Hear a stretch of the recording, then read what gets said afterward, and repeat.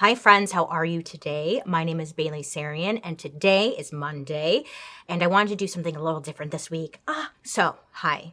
I have been doing murder mystery makeup for about 4 years now, which I just looked up, and I would have bet money that it's only been like 2 years, but I guess it's been 4. All right, with that being said, I kind of assume that everyone knows me because I've been uploading content since 2013. I've shared a lot of my life and stuff, so I always just assume everyone knows who I am and like what I do and why I'm doing it and bleep blah bloop. But the reality is, many of you found my channel during quarantine. Yes, quarantine. And I got questions. Who am I? So I thought, wouldn't it be fun if I do a Q&A?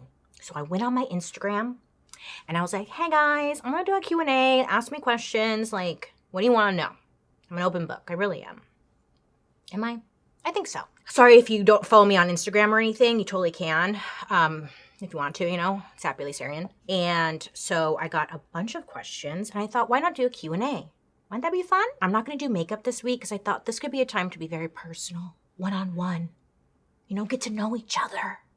No distractions, right? So I pulled some questions. Actually, I just took a bunch of screenshots. I was like, and then I was just gonna go from there. But I saw a lot of repeat questions. A lot of personal questions as well. So maybe I'll add the personal questions like towards the end or something. Start with crime-related content. So I hope you enjoy this little Q&A. Let me know in the comment section if this is something I should do every couple months. I don't know. So one question I get asked the most, I kept seeing over and over and over again, what's the one story you've done that stuck with you? I got a bunch of these questions, all kind of worded differently, but asking the same thing. What's that one story that really messed you up, Bailey? And you guys are dark. Why do you want to know? But I'll tell you. I thought about this real hard. I think the one that stuck with me the most was the toy box killer. So the toy box killer is it's an older murder mystery I had done on my channel if you haven't seen it. But it's about the guy who lived in Truth or Consequences. First of all, I could not get over that name. Truth or Consequences was this town's name. I know. This older man, he looks creepy as hell, weathered. Ugh, he looks like just tired, okay? He had this trailer on his property and he would pretty much pick up different women, drug them, take them to his toy box, aka this trailer, put them in there, tie them down to like this, it looked like a dentist chair almost. He would tie them down and inside the toy box was all these contraptions and tools that he would use to torture and just torture women. Okay. And I think this one stuck with me because the guy gave me the creeps. The inside of this trailer is horrifying. It's just something of your nightmares. The third thing is this guy, the toy box killer, he had recorded himself giving this long message that he would play to his victims on like a recorder. And he would play these long messages about how he's going to like torture and kill them and how they're bad. And it's just so creepy and so dark and just so, ugh.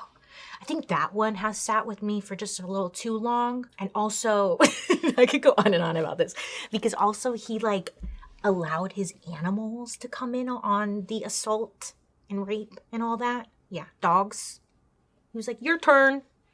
Come on. And then on top of that, they had like a lake nearby called Elephant Butte. And it's believed that there's like bodies in this lake, but no one will search this lake. And it just doesn't make any damn sense. And eventually the toy box killer guy, I forget his name right now, I apologize, but he did get caught. And then he died shortly, like after getting caught, which is so lame. But it's just, I don't know what it was about that one. It was just, ew, torture. That part like really not, yuck. So I think that one is definitely one that sits with me. Yeah, you win, toy box killer. You win. Pippi Cart? Is that your name? Pippi Cart?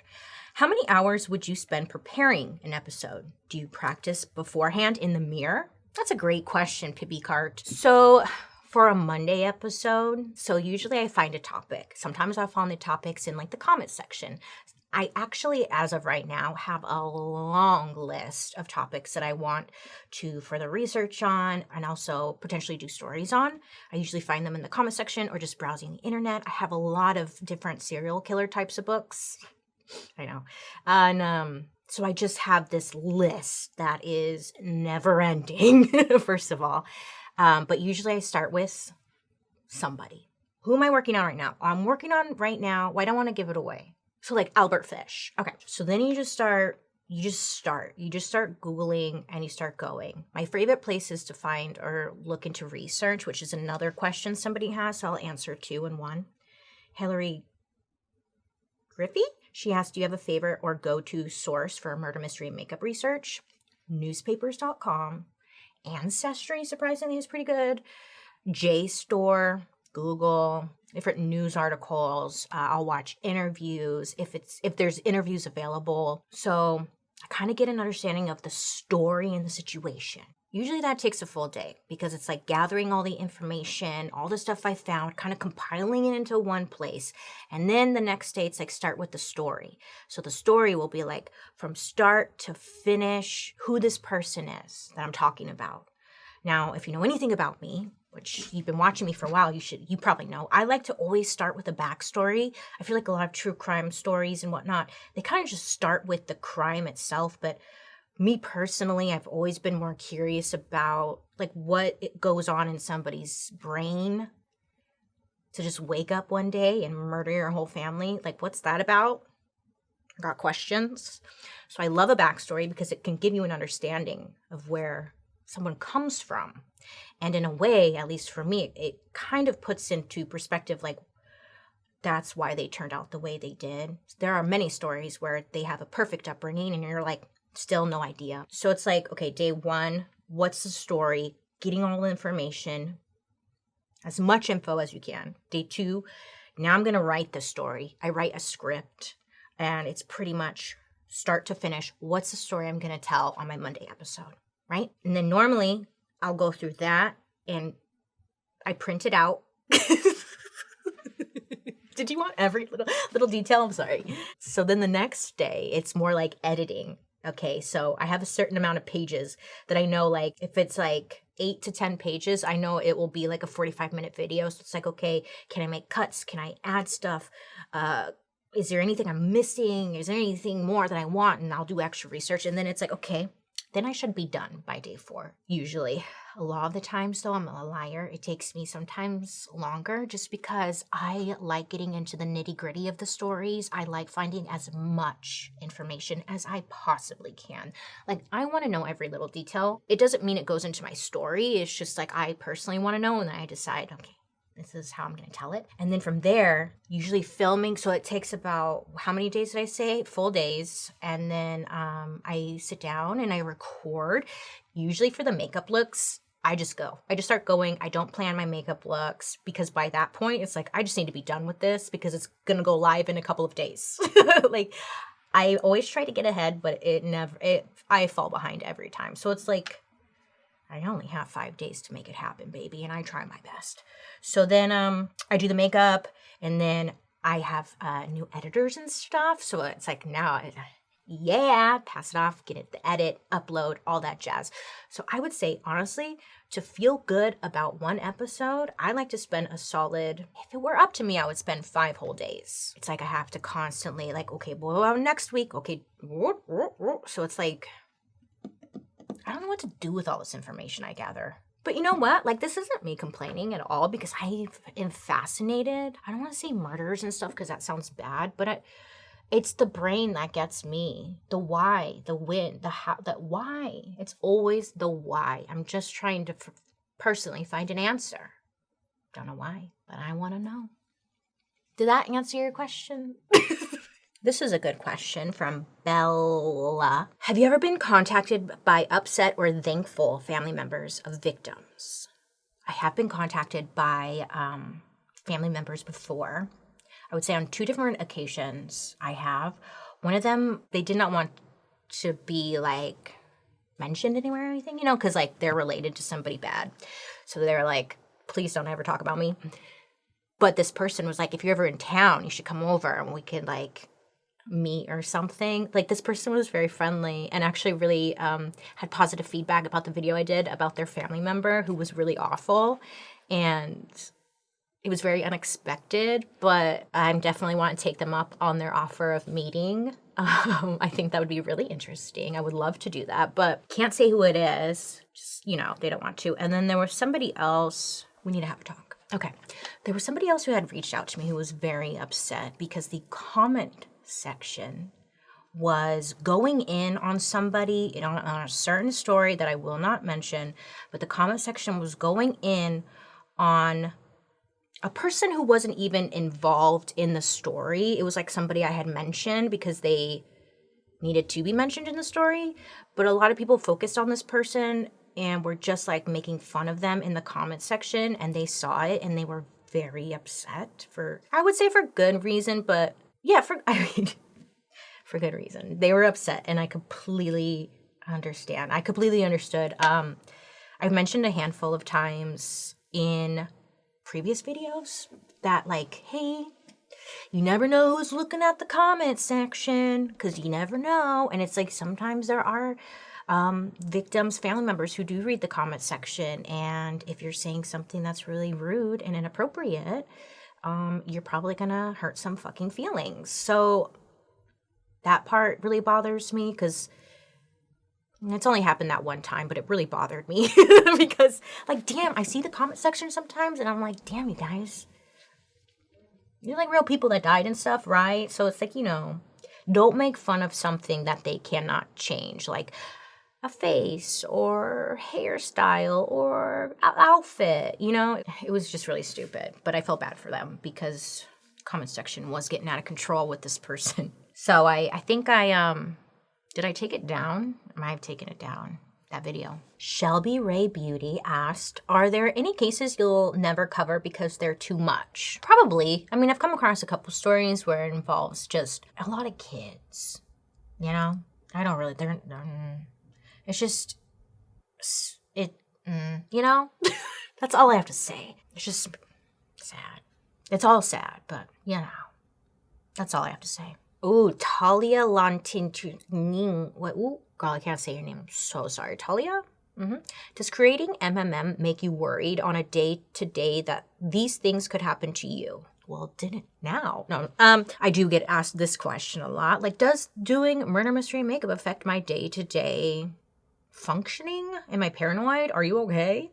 Yes, I'm okay. And I think I don't let fear control my day. So, like, yes, these awful things could possibly happen to me. Okay, like, there are some things that you just can't control. I can't control what happens to me. I can protect myself, but, like, you can't live in fear that these things are going to happen. You can be alert and aware of your surroundings and do everything you can to protect yourself, right? But, like, you cannot let it control your life. You just can't.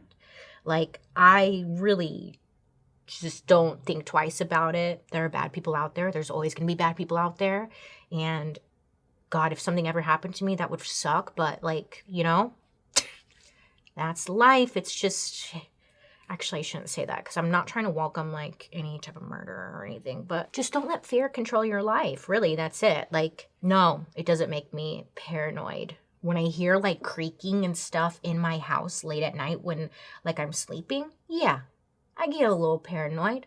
And I don't even think, like, there's an intruder. I think there's a straight-up ghost. That's my first thought. I'm not worried about getting hacked to death. I'm worried about a ghost. That's how opposite my brain works. I'm more afraid of a ghost than I am a murderer. You know why?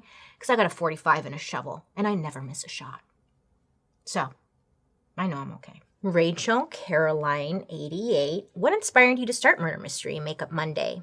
That's a great question, Caroline. No, sorry, Rachel. That's a great question. So if you go back to my very first Murder Mystery Makeup, I talked about Chris Watts. Do you remember Chris Watts? Oh, bitch. So I've been interested in true crime for as long as I can remember. I remember being a kid and the John Benet Ramsey case was, like, on the TV, and that was the first time I realized, like, death and tragedy can happen when you're a kid. Like, it was just it had such an impact on me. So I had been doing makeup on my channel since 2013.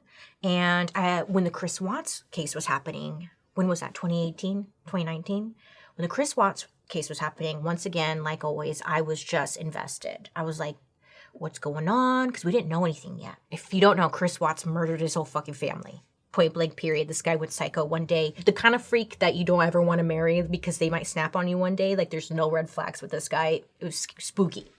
So I was watching TV. I was watching all the interviews with Chris Watts. I was staying up until like 3 or 4 in the morning, just like web sleuthing and trying to solve the mystery. And I just had like so much like useless knowledge about this case, but like nobody to talk about it with. So I was like, okay, what if I like did my makeup and talked about what I learned? And I really thought like, this is not going to go well. It's probably going to backfire in my face because, you know, I'm doing makeup and talking about people dying. Like, oh my God. Bailey, what are you doing? I know. I was like, I don't know. But I did it anyways. And the main reason I did my makeup was because, one, sitting in front of the camera like this, just staring at a lens can be very intimidating. So to keep myself busy, I like to just do my makeup. Plus, it's like I get ready for my day. I'm doing my makeup anyway. So I did my makeup so I didn't have to sit here awkwardly like I am now staring at the lens. And I told a story. I was so surprised by the feedback, honestly. Like, people, for one, were just like me, staying up all night trying to solve this mystery. And we all knew, if you're familiar with the Chris Watts case, remember when he gave that interview on his porch and we all knew in that very moment that he was guilty? You know. I know, I know. Yeah, we all saw that. And it was just like, oh, it was so cool to have like this community in the comment section and all of us just like trying to solve, like, just going on and on about just our theories, our thoughts, like this guy sucks, and the mistress, and it was like at the time I had gotten like 60,000 views on that video in the first couple of days, and I was like, holy shit, I think I'm onto something. So then I ended up doing it again with another true crime story. I knew. So I did it again, and I had the same results. It was like people were into it. I was like, okay, I'm going to try it again. And I swear to you, here I am 4 years later, trying it again. Okay, like I'm literally still surprised.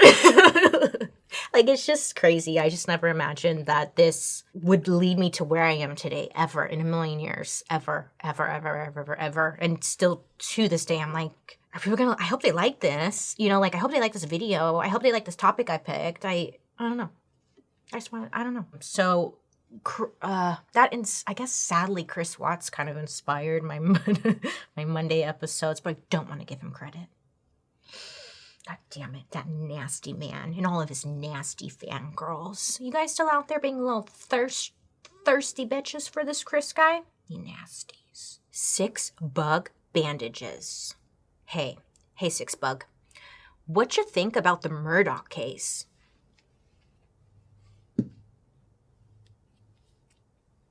Listen, I was watching the trial and all that stuff, and their family's nasty. Nasty family. And I'm so glad he was found guilty, and I'm so glad he'll be spending the rest of his life in prison. But it's so unfortunate that it had to be at the cost of so many different lives. Like, fuck that family. Fuck that system over there who didn't put him in his place. Fuck those police officers. Fuck everybody who allowed that to happen in the first place. I cannot stand rich people who just are like this. They could do whatever they want. They could get away with whatever they want.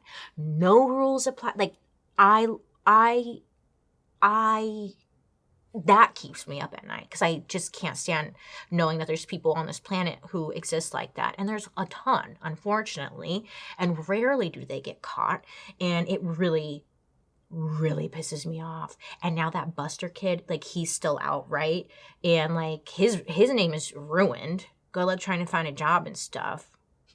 Hope he doesn't, because I think he was involved for sure in it was Stephen Smith. I think he was involved. Any type of death that happened in and around the area where they lived, I think they were probably involved with.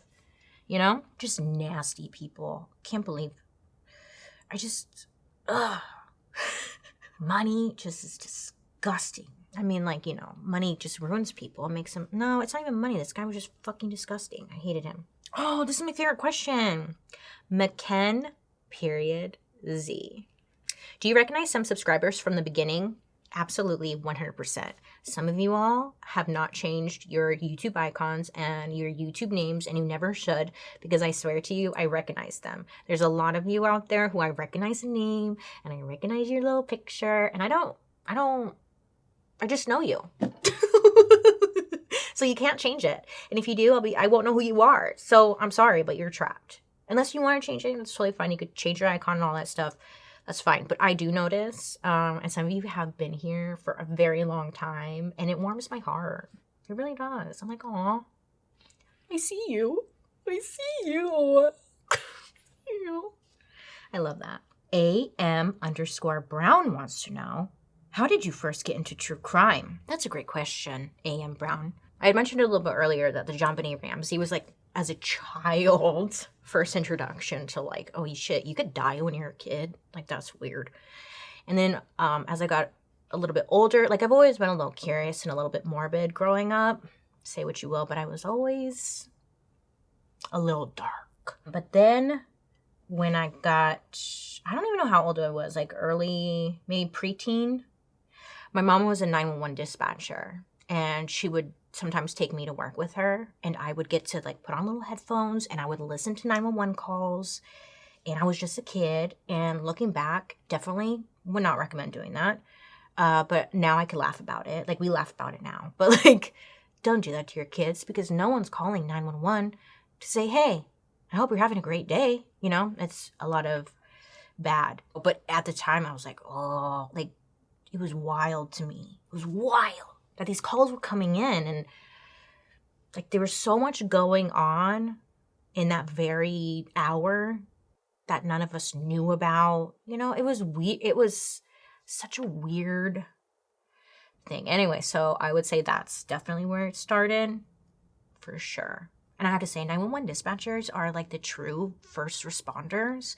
They're the first one to get phone calls about the situation. They usually talk to the victim, or sometimes even like the person who's doing something bad, the killer. Just all of it. The things they do, the things they have to go through, 911 dispatchers, it's a lot. They're very overlooked. Put some respect on it.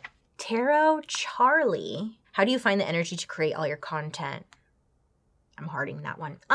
It's funny you say that, because a lot of the times for me, I feel like I could be doing so much more. I never feel like I'm doing enough. I always feel like I'm falling behind. I'm just constantly, not constantly, but I feel like I need to be doing more. Ow. You know what I've been doing more of? Sleeping, setting boundaries, learning when to turn it off, turn it down, as far as like my computer, my work mode, which is, wanting to like stay up all night and research and stuff. Like, I can't do that anymore as much as I want to. It's like, I need to make sure to go to bed, to shut down, to stop, to like make sure that at 7 p.m. it's no more murder for me after 7 p.m. Like, I have to go home and watch something else. What have I been watching? Judge Judy. I just watched a lot of Judge Judy. So it's like making sure that I'm not spending my energy, wasting my energy, I guess, when it could be spent. What am I even fucking talking about? I don't know. I just like make boundaries. You have to shut it down. You have to make sure like, okay, I like set hours for myself. 10 a.m. to 2 p.m. It's like murder, research, whatever. And then the next half of my day is like, I don't know, switching to something else so I don't get burnt out. And then at 6 or 7 p.m., shutting it down and going home, setting boundaries. And I think if you really want to do something, it's kind of easy. I'm a very curious person. I say this all the time, but it's very true. And I think I get the energy to create all the content because I'm so curious and I want to know everything I can, whether it be about true crime or whether it be about history. I know. I love learning. So I think that's also how I find the energy, is the fact that I'm researching and finding stories about stuff that I'm really curious about. It gets me excited. I don't know why I'm going to cry, but I'm feeling emotional. It's just history and true crime really gets me. Okay. Nico, the weirdo? Sorry if I said that wrong. I know you get help with dark history, but do you get any help with murder, mystery, and makeup? Monday. Yes. So now I do. Yay. So look, with dark history, I have a lot of help behind me with that series because it's a lot. History is a lot. It's right. It's so complicated. So it's like, how do you take this really complicated history story and make it understandable and all that stuff? So I have writers who help me. I have researchers who help with dark history. When it comes to murder, mystery, and makeup, it was just me, myself, and I for a very long time. And I was very protective over it because it's mine. Like it's this thing I started and I do, and I didn't really want anybody else in on it, like as far as help goes, because I don't know, I was like, I just wanted to be in control of it. Okay, I did. I was like, it's mine. I know what I like. I know my voice. It's scary letting other people in control of your voice and your image, and because like if the editor wants to do me dirty, they could like piece this together and make me look real dirty, right? But I know you won't, hopefully. But what I'm saying is it can be scary. But I got to a point, especially last year, remember when I wasn't really uploading murder mystery consistently? It was because I was going through a hard time, but it made me realize that it's okay to ask for help and it's okay to get help. Like, yes, this is my baby and what I really love, true crime and stuff, like, or I'm interested in, and it's okay to get help with it. Like, there's nothing wrong with that. So now I have researchers helping me with murder mystery. I have editors, and yeah. So I have help now. But for a long time I didn't. And that's why murder mystery was inconsistent and dark history was thrive. Well, it was like consistent every week because I had so much help.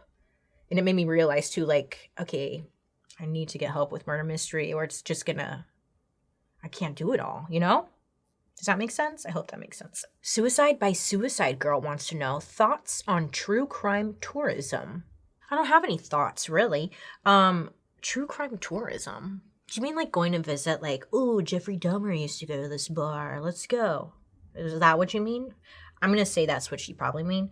Look, if that's something you want to do, not you personally, but like you in general, if that's what someone wants to do it. Like, I'm not here to judge. Do whatever you want in your life as long as it doesn't hurt anybody else. For me personally, I find true crime tourism is gimmicky.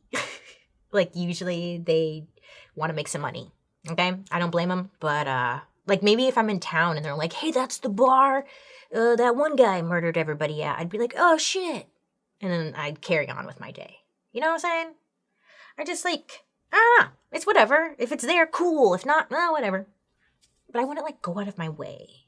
Well, that's not true. Because I kind of want to see, whose grave? Ed Gein. I don't know why I'm so infatuated with this guy.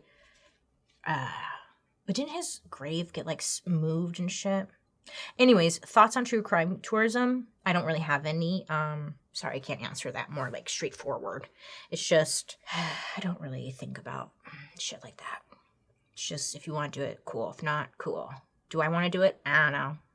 Cool. If not, cool. Get it?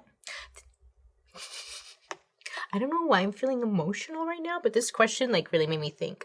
Mary Morris, 16. What are you most proud of? I think just a lot. I sit around and I think about this a lot because I try to be a very grateful person, and I'm just really proud of breaking the cycle. I'm proud of working on myself, and I'm proud of the sense of community I feel here on YouTube. I feel like I've made a lot of friends. That's why I started on YouTube. I started on YouTube in 2013 because it's like I just wanted a community of friends and stuff. Like, I really just want to talk about makeup and anything and everything. And it's like, it's cool that I've made something. I've made something, and I have this sense of community in my comment section from my subscribers, from my, I don't even like saying from you guys. It means a lot, and I'm very proud of that, and I'm so grateful. You just don't understand. One day I'm going to write a tell-all book, and then you'll understand that sometimes life isn't easy, right? But you can, like, accomplish things. That's my life advice. I should have saved this for last. I'm just proud of myself for not giving up on myself. Yeah. Okay, now that I'm done crying. Jasmine? Was there a murder you understood the reasoning behind? Yes. And no, I do not condemn murder. Condemn? No, I do not condemn murder. Nobody should murder unless you absolutely have to, meaning you're a victim trapped somewhere. You need to get the fuck away. For example, Gypsy Rose Blanchard. Is she out yet? I wonder if she's out. Oh, look, I just see right here. She got married in prison. Huh. Anyways, if you don't know Gypsy Rose Blanchard, girl, what are you doing, first of all? Second of all, that one I could kind of I could understand, and I'm sure we all could, because her mom was straight up abusing her, making her believe that she was sick, stuck in a wheelchair, shaved her head, constantly taking her to the doctors.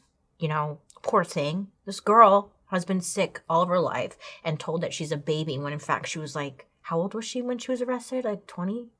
And everyone was like, what? If you don't know that story, I did do a video about it, but she didn't kill her mom. She got her boyfriend to kill her mom, but like they were both in on it. But like, you know, not that again, not saying she should have died. I'm just saying this poor girl couldn't get away from her mom.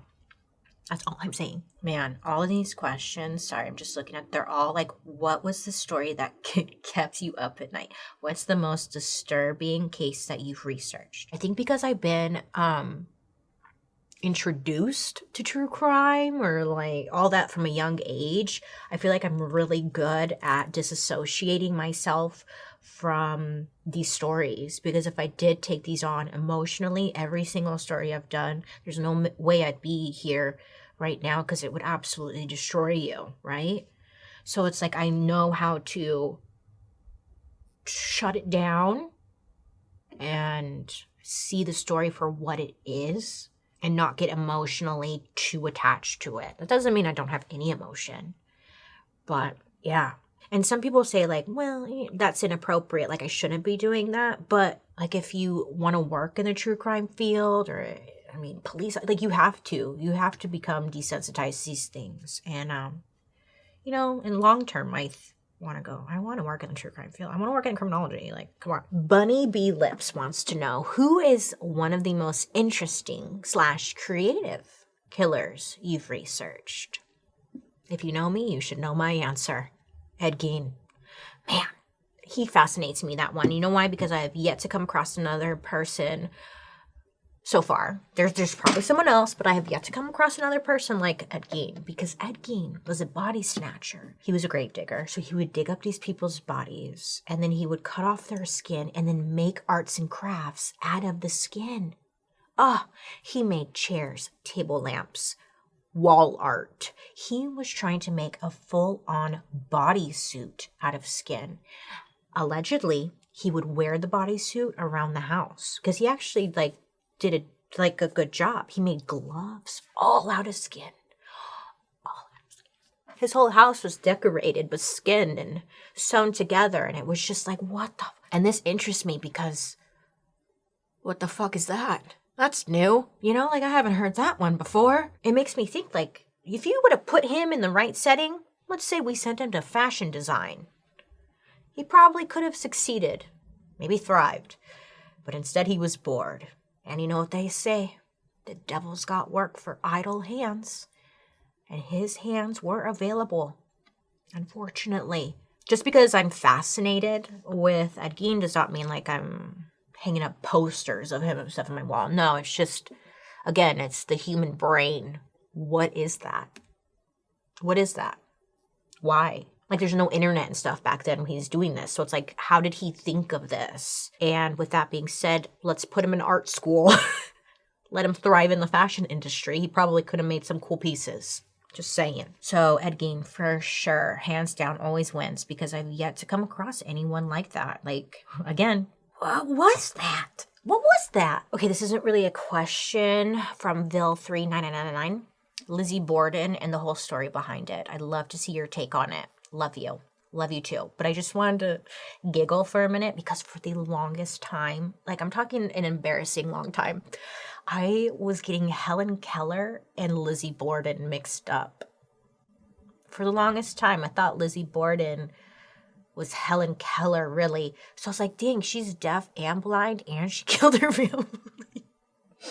Anyways, so when I learned that Lizzie Borden was not deaf and blind, wasn't as impressive. Not that it should have been, but I'm just saying. I was like, oh, this makes the story a little not as interesting. What is it, the fascination with Lizzie Borden? How come people, like, why? Why do you think it is? That one, Lizzie Borden and Jack the Ripper. I get asked to do all the time. I'm working on Jack the Ripper, don't worry. I can't say Lizzie Borden because I kind of forgot. But Jack the Ripper I'm working on. But it's like, what is the fascination with that one? Well, Jack the Ripper I could actually understand. Actually, maybe I don't even know the Lizzie Borden story. Obviously, I thought she was deaf and blind. Anto666. Have you ever sympathized with any serial killer? Oh, absolutely. And I don't think there's anything wrong with that. There's like, hello, we're human beings. It's okay to feel like two things can be right at the same time. A lot of these serial killers have some fucking horrid upbringings, and it's okay to feel bad for them and acknowledge that their upbringing was bad. And also, it's okay to acknowledge that they grew up to be a shitty person who killed a bunch of people. You know, like two things can be right at the same time. And I hate that it's kind of like pick a side, but really it's like you can kind of see where it derails. You know what I'm saying? And like for that makes me sad because at the end of the day, it's like comes down to parents and how you're raised. Like in some of the stories, I'm not a doctor, you know, whatever, but it's just sad. You just feel bad. I feel bad. I feel bad for everybody. You're allowed to.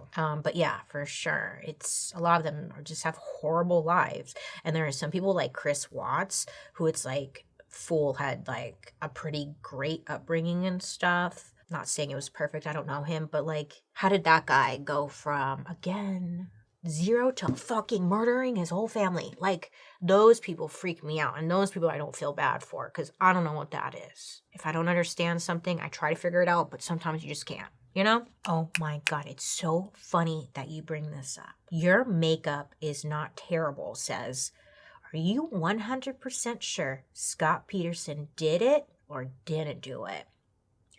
Okay, don't come for me at all. Look, listen.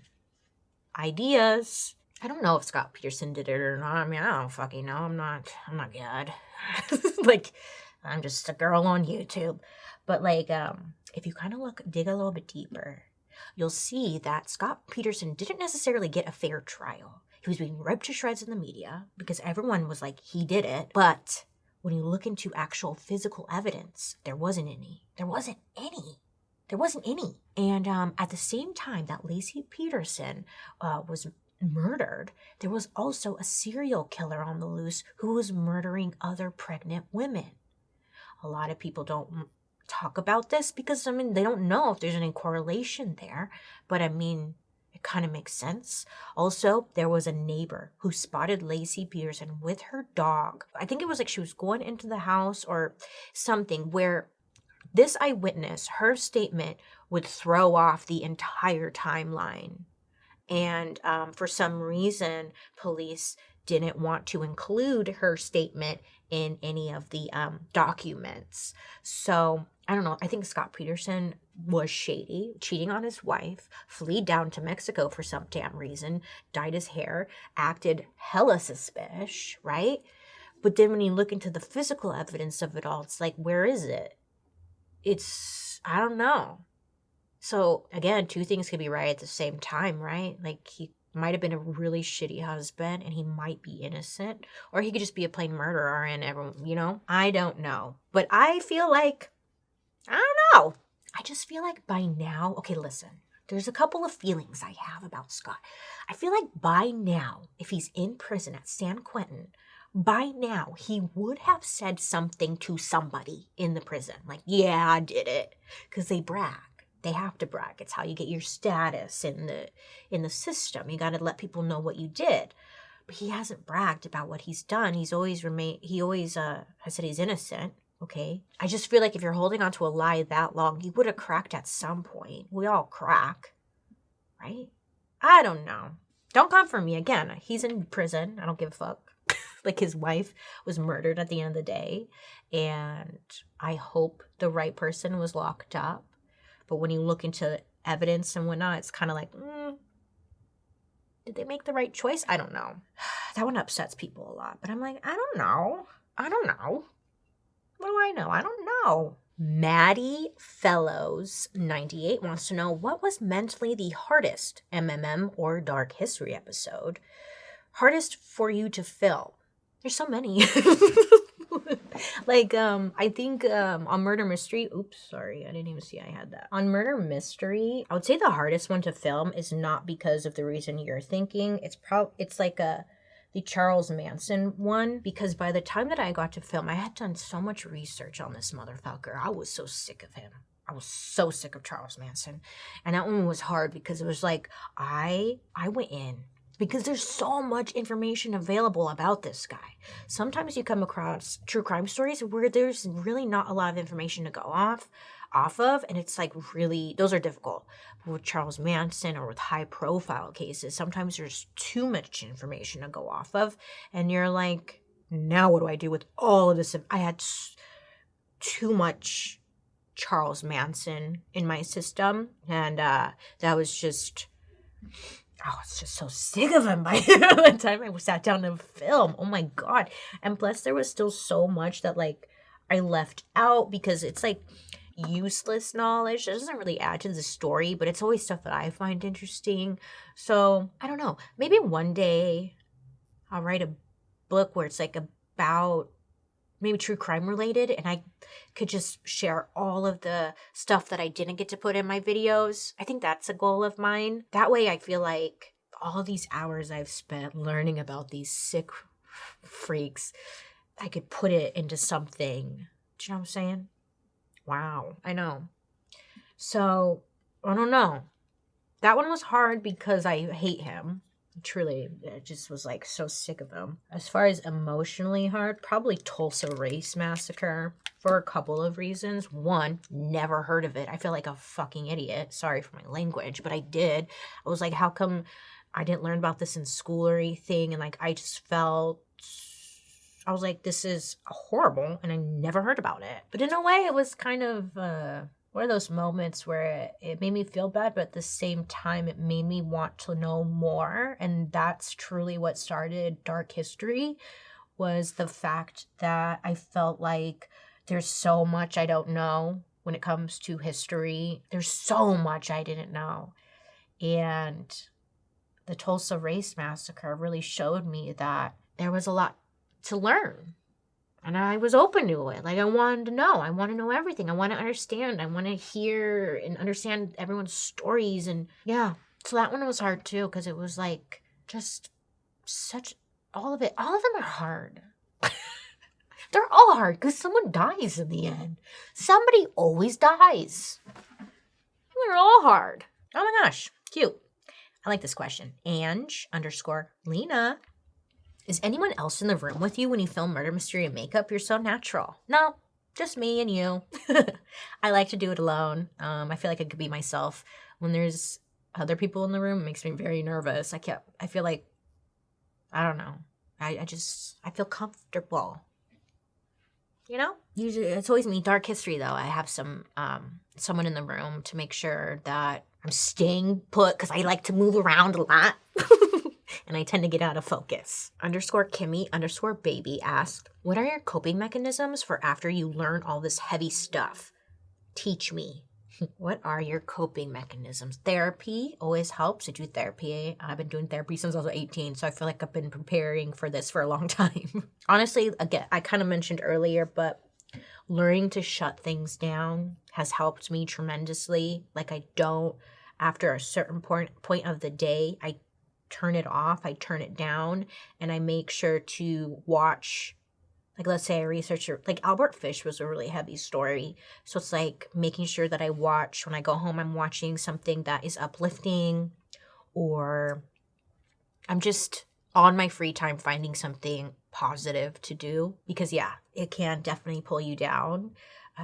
There's been it's natural to be like, oh my God, everything's bad, and just spiral. But just learning that there are bad people in the world, but You gotta have hope and faith in yourself and other people. I don't know. I don't have an answer for you, Kimmy. I just know that it can be really hard, and learning to shut it down and shut it off is ideal. Oh, you know what's another big one that's helped me tremendously that a lot of people don't like this answer, but I'm going to tell you anyways. Here I go. I put a limit on my screen time. Yeah, I do. So on your iPhone, I don't know if you could do it on Android and stuff, but on your iPhone, you can actually set limits on your apps. So like on my social media apps, I only allow myself 45 minutes a day on social media, 45 minutes a day. And that prevents me from wasting 4 hours doom scrolling. It's been a tremendous help. It really has. And I highly recommend that you do this too. I'm not gonna lie, it's hard because a lot of us don't want to admit that we're addicted to our phones and social media and screen time and stuff, right? But we are, and it's okay to acknowledge that and say, you know what, I need to cut it down and try. That's how I've been able to read so much. If you follow me on social media, like, you know, I was reading books like crazy. It's because I cut down my screen time and I was like, now what do? I started reading like crazy. I mean, just that alone is like, it's just, you have to limit the screen time and the amount of trauma porn you are receiving. That's, you know, there's a lot out there. So you have to limit it. You have to. And I say a lot of people don't like that answer because a lot of people don't want to limit their screen time. You know, I get that. But if you're serious about it, I highly recommend that you should. And it'll help keep your head clear, your energy up. You're not cluttered with everyone else's thoughts, opinions, ideas, and stuff, which is good in a limited time, right? So, Kimmy, I think that's the answer, really. Okay, this is an interesting one. Botanics. Please research the crazy stuff going on in Oklahoma. Skinned cats, drowned dogs, and body remains. First of all, I have no idea what you're talking about. Second of all, let me Google this really quick. What is going on in Oklahoma? Skinned cats? So I got a lot of questions asking me why 2022 was such a rough year. It was a rough year for many reasons. Personally, where do I start? I'm telling you, one day I'm going to put out a book and I'm going to come for everyone's throats. I swear to God. Point blank period. Because for now, I can't talk about certain things because unfortunately, sometimes you sign contracts that say you can't talk about shit for a while. And you really can't. And it's so stupid. It doesn't make sense. Especially, I can't talk about it, so let me shut up. So, what's the question? Okay, so last year it was kind of like I got taken advantage of a lot. And I had to cut those. Was that last year or the year before? It was like the last couple of years like this has been happening. So it wasn't just last year. It was kind of like the last couple of years. Like things were great on YouTube, but in my personal life, it was just like sometimes you just have bad people in your life and you don't see it until you see it one day. And then you're like, and then you got to get rid of that. And then many of you know that I was in a relationship and that relationship came to an end. We were together for 8 years, 7 years, 8 years. And we broke it off and it was really hard. And we had a dog together and he has a dog right now, Saint. So that's why I see a lot of you asking about Saint. He has Saint and it's okay because at the end of the day, Saint's happy and healthy and doing well. And that's all that matters to me. Of course, I miss him dearly. Sainty, oh, I cry all the time. He's such a good boy. He's such a good boy. But yeah, you know, breakups are hard no matter who you are, right? So it was like a lot of loss was happening. A lot of deaths as well. I lost a really, really good friend that I'm not ready to talk about. So, damn, you guys made me cry twice. So, there's just some things that were very, the Lord was testing me. Oh, shit, yeah. Oh yeah. Like, do you want this? That's what the Lord was saying. Do you want this? If so, you're going to have to keep going, girl. I kept going for some reason. Yeah. So this should just be me crying for an hour. Okay. So it was a rough year. A rough couple of years, honestly. So I'm single now. I was never married. We were not married. I don't have kids. Nothing. One of my friends had Googled me. She was like, look, on Google, it says you're divorced, that you have a couple of kids, and you're like 5'8". And I was like, wow, who is she? Huh? Wow, who is that? That's not me. No kids, never been married, 5'2". Sorry, I know. I broke it for you because I give off tall girl energy, but I'm a fun size. Sorry, I am. I'm fun size. I'm just feeling very sensitive today, and I'm very vulnerable. I think because reading this has giving me a minute to like stop and reflect, which I haven't done in a while. And yeah, I just appreciate you guys. What are you reading? That's a great question. I love reading. Currently, I am reading. It's for dark history though. It's related to Stalin. I can do an episode of dark history about Stalin. And so I just been reading about him and stuff. Not very exciting, but to me it's kind of exciting because this guy was like so dweeby and he got into like high power and killed so many people, and it's always the dweebiest dudes, right? Like, what is that? Would I ever date a woman? Oh my God, I don't know. I don't like vagina, so I would say no, but never say never. Shit. This will be the last question. How about that? I feel like this is long because this one, everybody asked me about the theme song. The theme song, bring it back. Where'd it go? Why'd you do that? I'll just give you a brief rundown about the theme song. When I first started Murder Mystery Makeup, I didn't know what the hell it was doing. Okay, this was a new idea that I had, and I was feeling a little uncomfortable. So when I was showing up, I was like, in the beginning, if you watch my murder mysteries from the very beginning, you'll see the theme song slowly progress because I told the audience, I was like, this is so awkward. I feel like I need a theme song or like background music or something to kind of lighten the mood.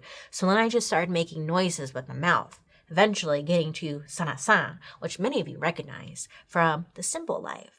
Me and my girlfriend, we would sana-san all day, every day. It was just like, sana-san. It's just what we would do to each other. Love that show growing up too when I was a preteen.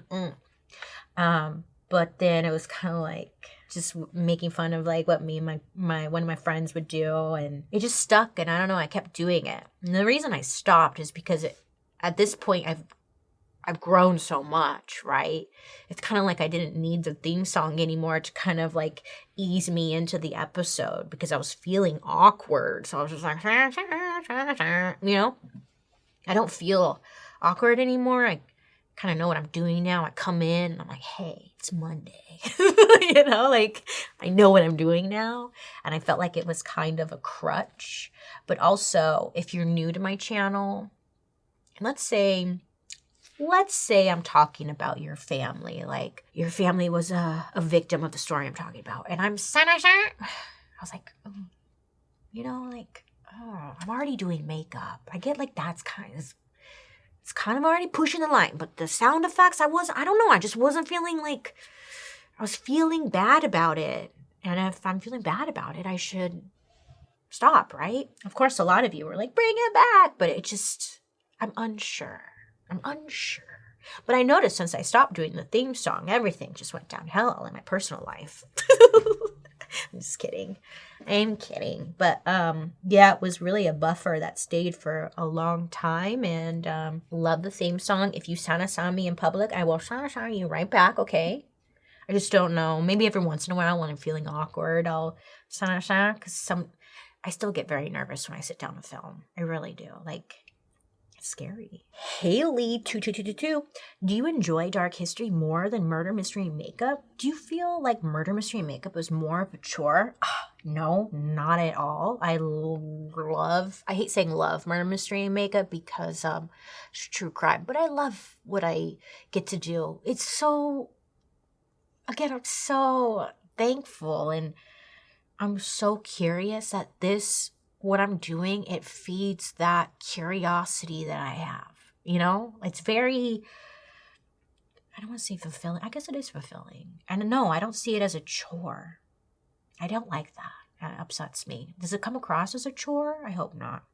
There are some days where it's like, yeah, I don't fucking feel good and I don't want to film, but you know, if I wanted there to be a video on Monday, I probably should. So there are a couple times where I'm like, look, I got cramps. Deal with it, right? I feel like I tell you guys when I'm having an off day. Keep the lines of communication open. But no, not a chore. I mean, I don't know how long I'll be doing this. I can't believe it's already been 4 years. I don't know what the future holds. I just am thankful for where I am today and thankful for you guys. I appreciate all of you. Really, I really do. I hope this Q&A... I hope this Q&A gave you a little bit of insight into me and how I work and all that stuff. But let me know down in the comment section. Should I do another Q&A maybe every couple of months? I don't know. Thank you guys so much for hanging out with me today. I hope I answered some of your questions. Let me know down in the description box who you want, not description box, geez, in the comment section if you have any other questions. Maybe I'll save them and I could do another Q&A sometime soon, depending on if this is something we like. Let me know. Next week will be a normal murder mystery makeup, but thank you for hanging out with me today and getting to know me a little bit. And I also get to know you guys a little bit too by seeing what your questions are. Yeah. I hope you have a wonderful rest of your day. You make good choices, please. Be safe out there. Okay? And I'll be seeing you guys later. Goodbye.